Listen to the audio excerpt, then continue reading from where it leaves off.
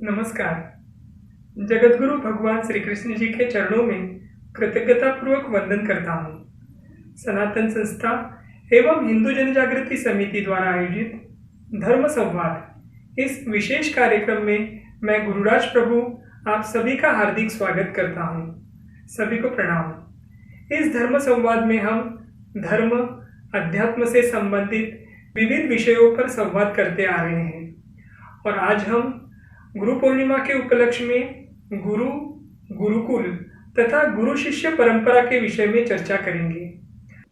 कार्यक्रम देखते समय यदि आपके मन में कोई प्रश्न आए तो कमेंट बॉक्स में लिखकर उसे अवश्य हम तक पहुंचाएं।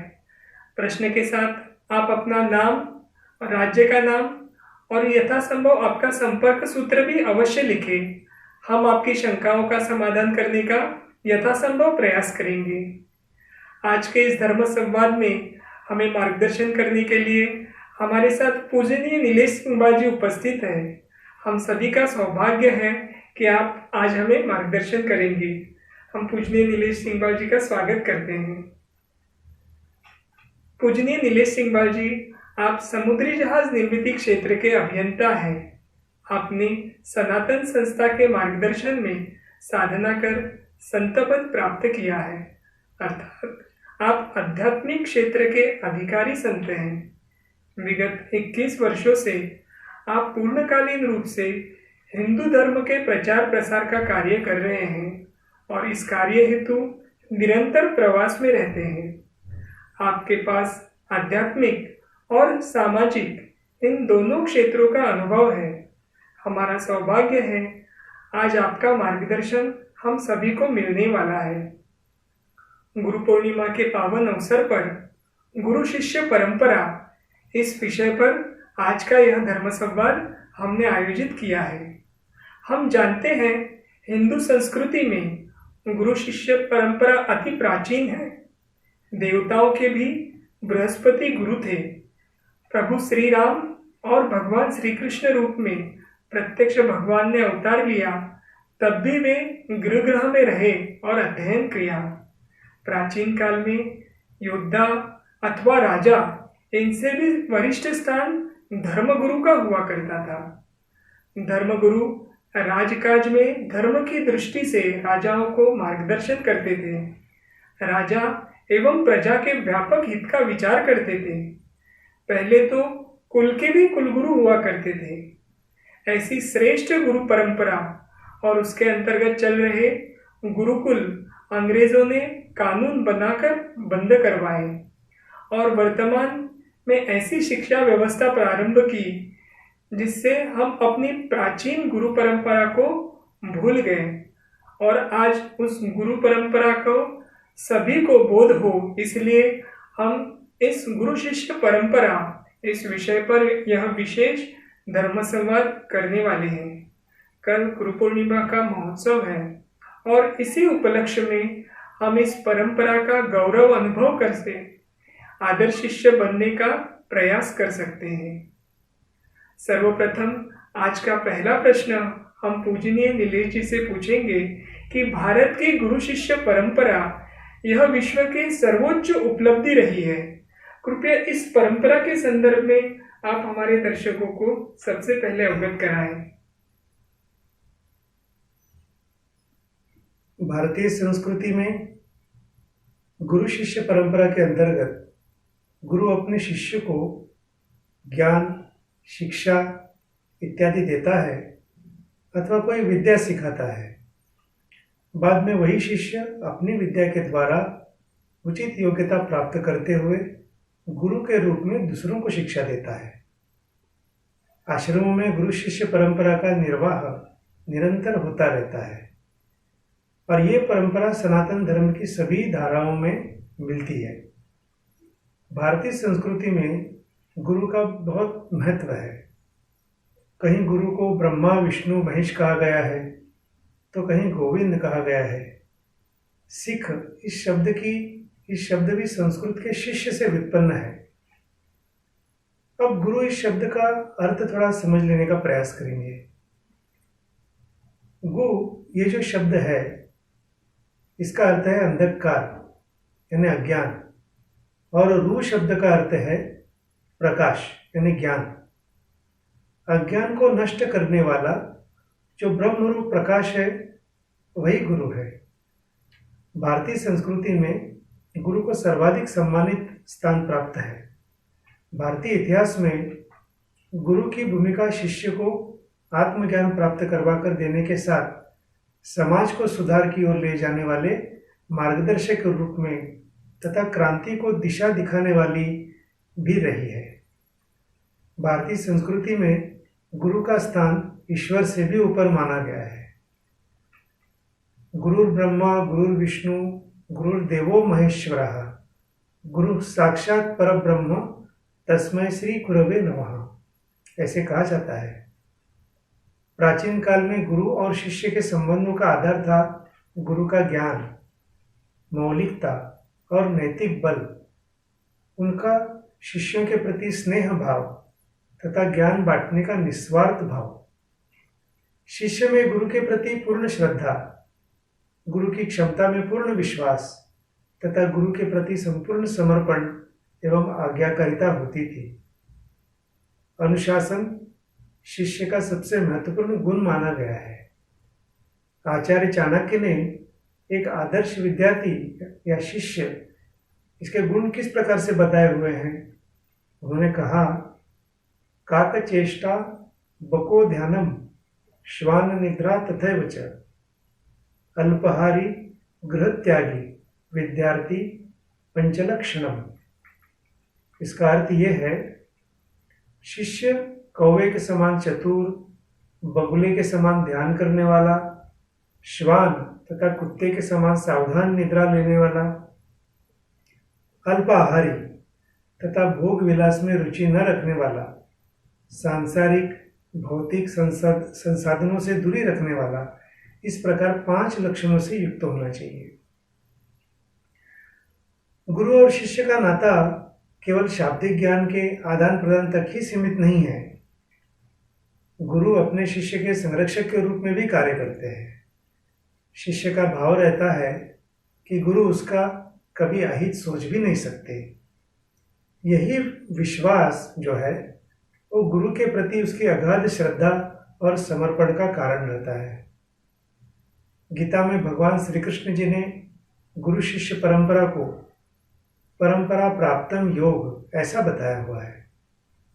गुरु शिष्य परंपरा का आधार सांसारिक ज्ञान से आरंभ होता है, परंतु इसका चरम उत्कर्ष आध्यात्मिक शाश्वत आनंद की प्राप्ति है, जिसे ईश्वर प्राप्ति व मोक्ष प्राप्ति इत्यादि कहा गया है। बड़ा भाग्य से प्राप्त मानव जीवन का यही अंतिम व सर्वोच्च लक्ष्य होना चाहिए। जी, आपने अभी हमें गुरु शिष्य परंपरा के विषय में विस्तृत रूप से बताया, और आपने अभी ये जो कहा कि गुरु शिष्य परंपरा को भगवान श्री कृष्ण जी ने परंपरा प्राप्तम योग ऐसे जो कहा है, इस विषय में हम आपसे जानना चाहते हैं। कृपया आप हमें इस विषय में बताइए। भगवद गीता के चौथे अध्याय के आरंभ में भगवान श्री कृष्ण ने कहा है, इमं विवस्वते योगम प्रोक्तवान हमव्ययम विवस्वान मनवे प्राह मनुरिक्ष्वा कवे ब्रवीत। एवं परंपरा प्राप्तम मेमं राजर्षियो विदुः स कालेनेह महता योगो नष्टः परंतप। इसका अर्थ यह है, भगवान यहाँ स्पष्ट करते हैं कि उनके द्वारा दिया गया उपदेश नवीन न होकर सनातन वेदों में प्रतिपादित ज्ञान की ही पुनर्व्याख्या है। उन्होंने ही सृष्टि के प्रारंभ में इस ज्ञान का उपदेश सूर्य देवता विवस्वान को दिया था। विवस्वान ने अपने पुत्र मनु, जो भारत के प्राचीन स्मृतिकार हुए, उनको यह ज्ञान सिखाया। मनु ने इसका उपदेश राजा इक्ष्वाकु को दिया, जो सूर्यवंशी के पूर्वज थे। राजा इक्ष्वाकु के रघुकुल में त्रेता युग में भगवान श्री राम का जन्म हुआ था, और इस वंश के राजाओं ने दीर्घकाल तक अयोध्या पर शासन किया। अर्थात भगवान ने द्वापर युग के पहले भी वही ज्ञान दिया था। आधुनिक विज्ञान भी ये स्वीकार करता है कि विश्व का निर्माण सूर्य के साथ प्रारंभ होना चाहिए। शक्ति के स्रोत के रूप में सर्वप्रथम सूर्य की उत्पत्ति हुई और उसकी उत्पत्ति के साथ ही ये महान आत्मज्ञान विश्व को दिया गया। वेदों का विषय आत्मानुभूति होने के कारण वाणी उसका शब्दों में वर्णन करने में सर्वथा असमर्थ है। अतः स्वयं की बुद्धि से ही शास्त्रों का अध्ययन करने से उसका योग्य ज्ञान तो दूर रहा, विपरीत ज्ञान होने की ही संभावना अधिक रहती है। इसलिए भारत में यह प्राचीन परंपरा रही है कि अध्यात्म ज्ञान के उपदेश को आत्मानुभव में स्थित गुरु के मुख से ही श्रवण किया जाता है। गुरु शिष्य परंपरा से यह ज्ञान दिया जाता है। वेदों में प्रवृत्ति और निवृत्ति मार्गों का उपदेश है। इस योग का परंपरागत रूप से राजर्षियों को ज्ञान था, परंतु इतिहास के किसी काल में इंद्रिय संयम से रहित दुर्बल व्यक्तियों के हाथों में जाकर ये योग नष्टप्राय हो गया। तब अध्यात्म का स्वर्ण युग समाप्त होकर भोग प्रधान आसुरी जीवन का अंधा युग प्रारंभ होता है। ऐसे काल में कोई महान गुरु आध्यात्मिक क्षितिज पर अवतीर्ण होकर तत्कालीन पीढ़ी को प्रेरणा, साहस, उत्साह और आवश्यक नेतृत्व प्रदान करके आसुरी जीवन से बाहर सांस्कृतिक पुनरुत्थान के राजमार्ग पर ले जाता है। भगवान आगे कहते हैं कि शिष्य के प्रति स्नेह भाव होने पर ही कोई गुरु उत्साह और कुशलतापूर्वक उपदेश दे सकता है। श्री कृष्ण और अर्जुन के बीच ऐसा ही संबंध था और भगवान को यह विश्वास था कि उनके द्वारा निर्दिष्ट मार्ग का वह अनुसरण करेगा। गुरु और शिष्य के बीच इस प्रकार की व्यापारिक व्यवस्था न हो कि तुम शुल्क दो तब मैं तुम्हें पढ़ाऊंगा। आत्मानुभव का ज्ञान प्रदान करने के लिए आवश्यक गुणों को अर्जुन में देखकर ही श्री कृष्ण कहते हैं कि उन्होंने इस योग का ज्ञान उसे दिया। यहाँ इस ज्ञान को समझने का तात्पर्य केवल इतना ही है कि आजकल के स्कूलों में वेतन लेकर सिखाने वाले अध्यापकों को गुरु के रूप में प्रस्तुत करना अयोग्य है। आप ध्यान से सुने। अर्जुन बुद्धिमान था। उसने गुरुकुल में आचार्य द्रोणाचार्य के माध्यम से विद्यार्जन भी किया था, परंतु उसे आत्मज्ञान का भान करवाने का कार्य भगवान श्री कृष्ण को करना पड़ा। केवल विद्यार्जन करने से आत्मज्ञान नहीं होता है। कोई व्यक्ति कितना भी बुद्धिमान क्यों न हो, फिर भी अनुभवी पुरुष के उपदेश के बिना वह आत्मा के अस्तित्व का कभी आभास भी नहीं पा सकता। इस कारण भारत के गुरु शिष्य परंपरा का महत्व हमें ध्यान में आता है। आपने गुरु शिष्य परंपरा के संदर्भ में अनमोल जानकारी बताई। इसमें अपने गुरुकुल का जो उल्लेख किया, तो कृपया आप प्राचीन गुरुकुलों की ये जो हमारी परंपरा थी, तो इस संदर्भ में हमें थोड़ा बताइए। अवश्य। अब गुरुकुलों के बारे में बताना हो तो भारत के प्राचीन इतिहास में गुरुकुलों का बहुत महत्व था। प्रसिद्ध आचार्यों के गुरुकुल में पढ़े छात्रों का सर्वत्र ही बहुत सम्मान होता था। भगवान श्री राम ने ऋषि वशिष्ठ के यहाँ रहकर शिक्षा प्राप्त की थी। भगवान श्री कृष्ण ने सांदीपनि ऋषि के यहाँ शिक्षा प्राप्त की थी। इसी प्रकार पांडवों ने ऋषि द्रोणाचार्य के यहाँ रहकर शिक्षा प्राप्त की थी। गुरुकुल आश्रमों में केवल राजघराने से ही नहीं, परंतु जो विद्यार्थी होते थे वो सुदामा जैसे निर्धन विद्यार्थी भी उसी गुरुकुल में सबके साथ अध्ययन करते थे। इस प्रकार गुरुकुलों में अनादिकाल से करोड़ों विद्यार्थी विद्या का अध्ययन करते रहे हैं। भारतवर्ष के गुरुकुल आश्रमों के आचार्यों को उपाध्याय कहा जाता था और प्रधान आचार्यों को कुलपति या महोपाध्याय कहा जाता था।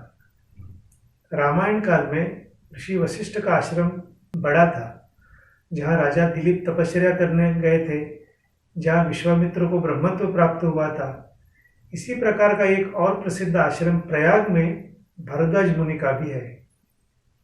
विद्यारंभ से पूर्व शुल्क नहीं लिया जाता था। गुरुकुल अधिकतर ब्राह्मण गृहस्थों के द्वारा गांवों अथवा नगरों के भीतर तथा बाहर दोनों ही स्थानों में चलाए जाते थे। वहां पर विद्यार्थियों को अपने परिवार में और अपने साथ रहकर अनेक वर्षों तक, आदर्श विधान 25 वर्षों तक का था, उन्हें शिक्षा दिया जाता था। पुरस्कार के स्वरूप में ब्रह्मचारी बालक अपनी सेवाएं गुरु और उसके परिवार को अर्पित करता अथवा संपन्न होने की अवस्था में दक्षिणा के स्वरूप अर्थ शुल्क ही दे देता, किंतु गरीब विद्यार्थी उससे मुक्त भी कर दिए जाते थे। गुरु विद्यादान प्रारंभ करने के पूर्व न तो विद्यार्थियों से कुछ मांगते और न उनके बिना किसी विद्यार्थी को अपने द्वार से लौटा भी देते। अब धनी और गरीब सभी योग्य विद्यार्थियों के लिए गुरुकुलों के द्वार खुले रहते थे। गुरुकुलों का जीवन एकदम सादा, श्रद्धापूर्ण, भक्तिमय और त्यागमय होता था। शिष्य गुरु के पास रहकर उनके व्यक्तित्व और आचरण से सीखते थे। गुरु और शिष्य के आपसी व्यवहारों की एक संहिता होती थी और उसका पूर्णतः पालन किया जाता था। आजकल कुछ वामपंथी हिंदू धर्म को पुरुष प्रधान या स्त्री विरोधी बताते हैं, परंतु वास्तविकता में वेदों में उल्लिखित कुछ मंत्र इस बात को रेखांकित करते हैं कि कुमारियों के लिए भी शिक्षा अपरिहार्य एवं महत्वपूर्ण मानी जाती थी।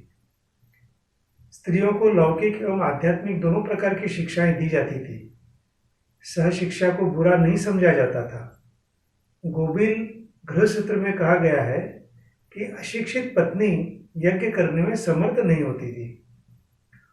उत्तर रामचरित में ऋषि वाल्मीकि ने आश्रम में लव और कुश के साथ पढ़ने वाली आत्रेयी नामक स्त्री का उल्लेख हुआ है, जो इस बात का पुष्ट प्रमाण है कि उस युग में सहशिक्षा का प्रचार था। इसी प्रकार मालती माधव में भी भवभूति, जो 8वीं शताब्दी के कवि हैं, उन्होंने भूरी वसु एवं देवराट के साथ कामंदकी नामक स्त्री के एक ही पाठशाला में शिक्षा प्राप्त करने का वर्णन किया है। इनसे ज्ञात होता है कि कन्याएं बालकों के साथ साथ साथ पाठशाला में पढ़ती थी तथा उनका विवाह युवती हो जाने के बाद हो जाता था। प्राचीन भारतीय गुरुकुलों में कुलपति हुआ करते थे। कालिदास ने वशिष्ठ तथा कण्व ऋषि को रघुवंश के प्रथम कुलपति की संज्ञा दी हुई है। गुरुकुल छोटे अथवा बड़े सभी प्रकार के होते थे, परंतु उन सभी गुरुकुलों को न तो आधुनिक शब्दावली में विश्वविद्यालय ही कहा जा सकता है और न ही उन सबके प्रधान गुरुओं को कुलपति ही कहा जा सकता है। अब स्मृति वचनों के अनुसार एक श्लोक है, मुनिनाम दशसहस्त्रम योन्न दानादि पोषाणात् अध्यायपति विप्रर्षि रसो कुलपति ही स्मृतः। अर्थात जो ऋषि 10,000 मुनि विद्यार्थियों को अन्नादि द्वारा पोषण करता हुआ उन्हें विद्या पढ़ाता था, उसे ही कुलपति कहते थे। वहां पर रहने वाले विद्यार्थी कुलपति के महान विद्या परिवार के सदस्य ही होते थे और उसके मानसिक और बौद्धिक विकास का उत्तरदायित्व कुलपति पर होता था। वो छात्रों के शारीरिक स्वास्थ्य और सुख की भी चिंता करता था। आजकल इसी शब्द का प्रयोग विश्वविद्यालय के वाइस चांसलर के लिए किया जाता है। अब गुरुकुलों की व्यवस्था कैसे होती थी? गुरुओं और गुरुकुलों के भरण पोषण की सारी व्यवस्था जो है उस समय के राजा अपना कर्तव्य समझते थे। आदर्श शिष्य के रूप में परिचित कौत्स की कथा सुपरिचित है। महर्षि वरतंतु ने अपने शिष्य कौत्स को बड़े स्नेह से पाल पोसकर बड़ा किया। उन्होंने उसे संपूर्ण ज्ञान प्रदान किया था। शिक्षा पूर्ण होने के उपरांत आश्रम छोड़ने से पहले गुरु के सामने आकर उसने कहा, हे गुरुदेव, मुझसे गुरुदक्षिणा ले ले। गुरु ऋण चुकाए बिना मेरी विद्या व्यर्थ हो जाएगी। महर्षि वर्तंतु ने उसकी निर्धनता जानकर उसे अनसुना कर दिया, परंतु अत्यंत गरीब होते हुए भी कुछ तो दक्षिणा लेने का आग्रह जब कौत्स ने किया तो गुरु ने कहा, तुम मेरी बात को नहीं मानते तो अपनी सीखी हुई 14 विद्याओं के लिए 14 करोड़ स्वर्ण मुद्राएं लाकर दे दो। कौत्स ने उसे गुरु की आज्ञा मानकर वो अयोध्या में उस समय राज करने वाले सम्राट रघु के पास गए। उस समय राजा रघु ने विश्वजित यज्ञ में अपना सब कुछ दान दे दिया था, परंतु अपने द्वार से कोई याचक खाली हाथ वापस न जाए, इसलिए राजा रघु ने कौत्स की मांग पूरी करने के लिए कुबेर पर आक्रमण करने का संकल्प किया। दूसरे दिन ही राजा रघु के खजाने में सुवर्ण मुद्राओं की वर्षा होने लगी और पूरा खजाना भर गया। रघु ने कौत्स से कहा कि सारा धन ले जाओ, परंतु कौत्स ने कहा कि हे राजन, हमें सारे धन की आवश्यकता नहीं है, मैं तो गुरु दक्षिणा के लिए केवल 14 करोड़ स्वर्ण मुद्राएं ही लूंगा। रघुवंशी की इस कथा में शिक्षा संबंधी राज्य कर्तव्यों का पूर्ण रूप से प्रमाण है। जी, अभी हम अगला प्रश्न पूजनी नीले जी से ये जानना चाहेंगे कि भगवान श्री कृष्ण ने बलराम के साथ महर्षि संदीपनी जी के जो गुरुकुल में विद्यार्जन किया था, तो इस विषय में आप हमें अवगत कराइए। मध्य प्रदेश के उज्जैनी नगरी का प्राचीन शैक्षणिक महत्व रहा है। उज्जैनी में जगतगुरु योगेश्वर भगवान श्री कृष्ण ने अपने भाई बलराम और मित्र सुदामा के साथ तपोनिष्ठ महर्षि सांदीपनि से धनुर्विद्या, अस्त्र विद्या, गज एवं अश्वरोहण इत्यादि 64 कलाओं का ज्ञान प्राप्त किया था।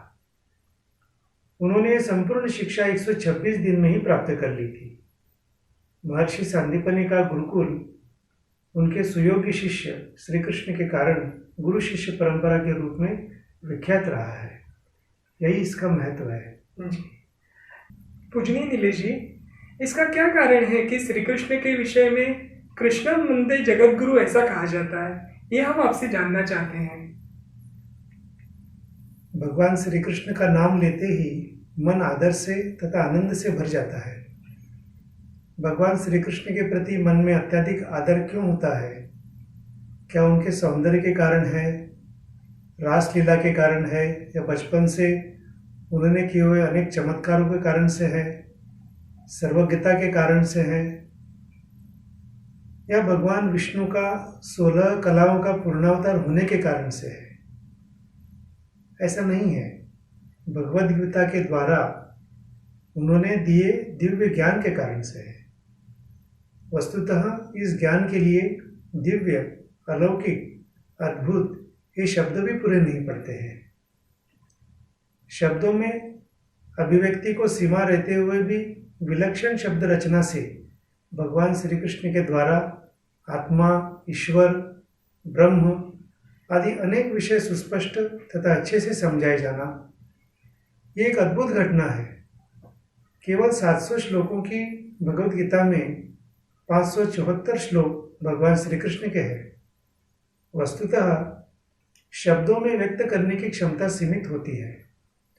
व्यवहार की तथा अनुभव की बातें भी हम शब्दों में व्यक्त नहीं कर सकते। यथा गुड़ का स्वाद कैसा, तो मीठा, सीताफल मीठा, केला मीठा, कटहल मीठा, तो गुड़ स्वाद में सीताफल जैसा है क्या? केले का स्वाद कटहल के जैसा है क्या? इस स्वाद की भिन्नता हम शब्दों में नहीं बता सकते। ये केवल अनुभव की बात है। तो भी श्री कृष्ण तो भगवान श्री कृष्ण ही है। इतने अल्प श्लोकों में विलक्षण शब्द रचना से उन्होंने आत्मा, ईश्वर, ब्रह्म, जन्म, मृत्यु, पुनर्जन्म का रहस्य, देवताओं का पूजन और उसका फल, त्रिगुण तथा जीवन के अंग के गुणों के अनुसार भेद, जन्म मरण के चक्र में फंसने का कारण तथा उससे मुक्त होने के अनेक योग मार्ग यानी साधना मार्ग, पराभक्ति आदि अनेक विषय इतनी स्पष्टता से बताए हैं कि एक भी संदेह नहीं रहता। कर्म करके भी उनसे पाप पुण्य न लगने देने के लिए जो युक्ति उन्होंने बताई है वो एकमेवाद्वितीय है। भगवान श्री कृष्ण को जगत गुरु जो कहा जाता है, इसके पीछे ये प्रमुख कारण है।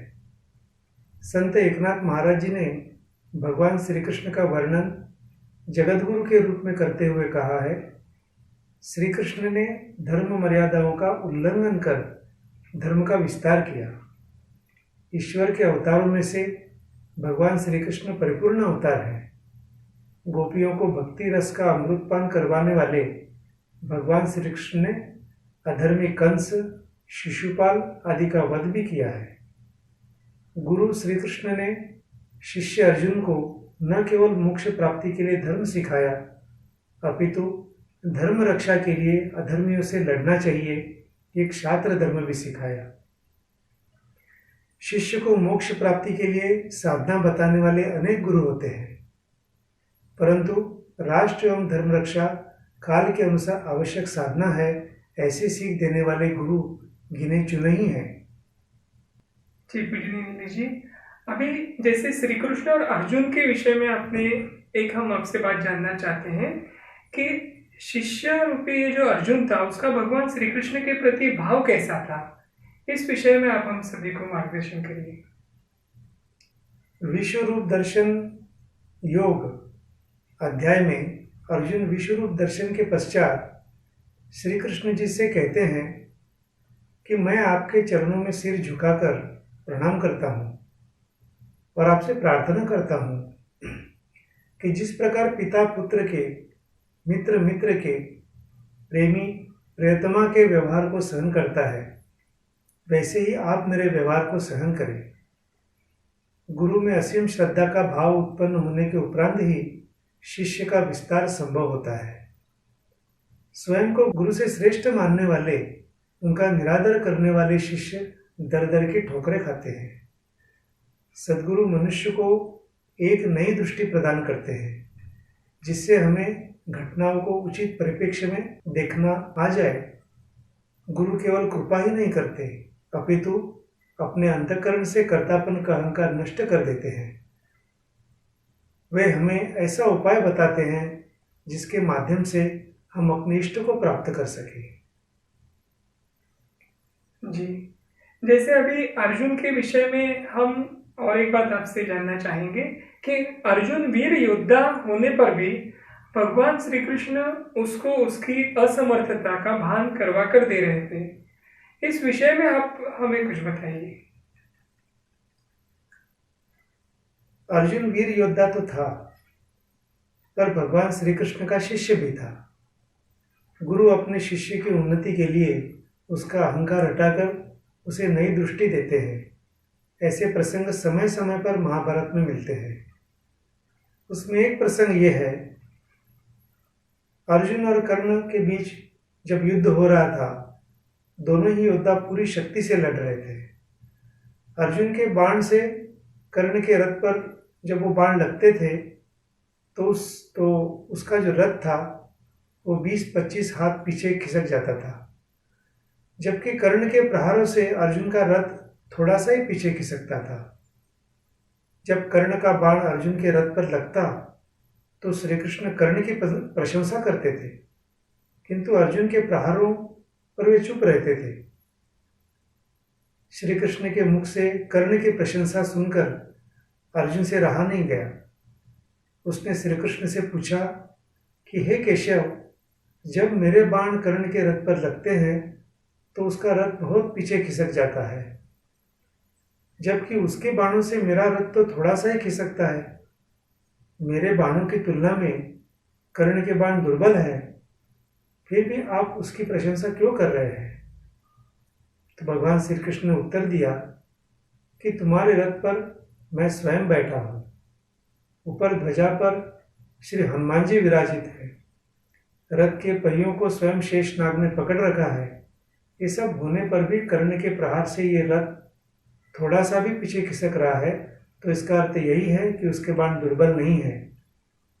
तुम्हारे साथ मैं स्वयं हूं और कर्ण के साथ सिर्फ उसका पराक्रम है, फिर भी वो तुम्हें कड़ी टक्कर दे रहा है। इसका मतलब यही है कि कर्ण बिल्कुल भी दुर्बल नहीं है।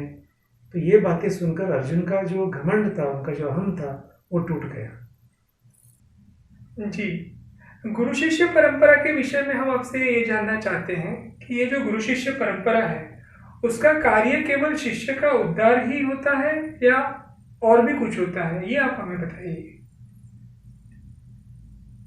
गीता के सभी श्लोकों में से एक प्रमुख श्लोक बहुत लोग कहते हैं, यदा यदा हि धर्मस्य ग्लानिर्भवति भारत अभ्युत्थानम धर्मस्य तदात्मानं सृजाम्यहम् परित्राणाय साधूनां विनाशाय च दुष्कृतां धर्म संस्थापनार्थाय संभवामि युगे युगे। इस श्लोक का अर्थ क्या है? जब जब धर्म की हानि होती है तब तब मैं आता हूँ, जब जब अधर्म बढ़ता है तब तब मैं आता हूँ, सज्जन लोगों की रक्षा के लिए मैं आता हूँ, दुष्टों के विनाश करने के लिए मैं आता हूँ, धर्म की स्थापना के लिए मैं आता हूँ और युग युग में मैं जन्म लेता हूँ। गुरु का कार्य ही यही है। शिष्य की उन्नति इस ईश्वरीय कार्य से ही जुड़ी हुई है। इसलिए भगवान स्वयं या गुरु रूप में प्रकट होकर शिष्यों का उद्धार करते हैं और धर्म की संस्थापना का कार्य भी करते हैं।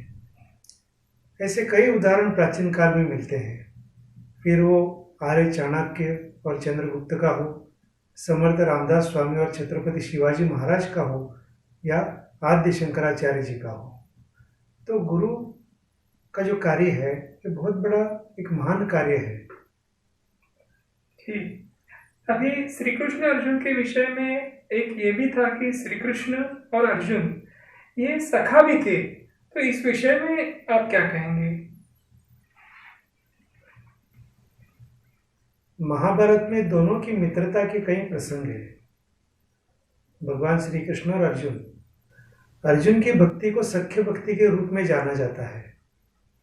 गोवर्धन लीला के दौरान इंद्र की प्रार्थना स्वीकार कर श्री कृष्ण वचन देते हैं कि वे अर्जुन के मित्र बनकर सदैव उनकी सहायता करेंगे, और इस वचन को भगवान श्री कृष्ण ने सदैव निभाया है। पांडव हर कार्य से पहले भगवान श्री कृष्ण को पूछते थे, मार्गदर्शन लेते थे, पर द्यूत खेलने से पहले उन्होंने भगवान श्री कृष्ण को नहीं पूछा। उनके मन में ये भय था कि कहीं भगवान श्री कृष्ण मना तो नहीं कर देंगे, और द्यूत में सब कुछ हार कर पांडव दीनहीन दशा में जी रहे थे। किंतु भगवान श्री कृष्ण ने उन्हें धर्म की स्थापना के लिए मार्गदर्शन किया। इतना ही नहीं, भगवान श्री कृष्ण स्वयं युद्ध में अर्जुन के सारथी बन गए और युद्ध में पांडवों को जीत दिलाकर उन्हें अखंड भारत का सम्राट बना दिया। श्री कृष्ण केवल अपने शिष्य के ही नहीं अपितु अपने गुरु बंधु के भी सखा थे। सुदामा कृष्ण के बचपन के मित्र थे। सुदामा निर्धन ब्राह्मण थे और भिक्षा मांगकर परिवार का भरण पोषण करते थे। एक दिन पत्नी के आग्रह करने पर सुदामा अपने बचपन के सखा श्री कृष्ण के दरबार में पहुंच गए। श्री कृष्ण को जब पता चलता है कि उनके मित्र सुदामा आए हैं, तो वो नंगे पांव अपने मित्र को लेने दौड़ पड़ते हैं।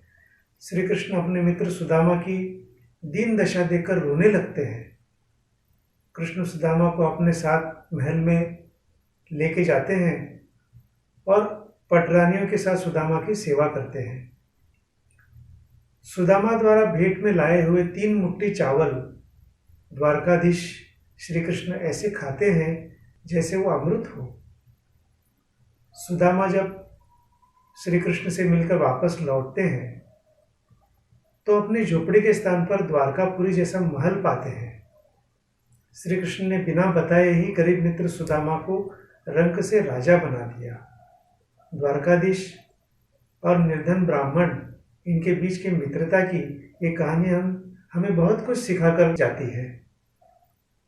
जी, जैसे श्री कृष्ण अर्जुन की जोड़ी है, तो वैसे ही गुरु शिष्य की जोड़ी में रामकृष्ण परमहंस तथा स्वामी विवेकानंद जी की जोड़ी भी आदर्श मानी जाती है।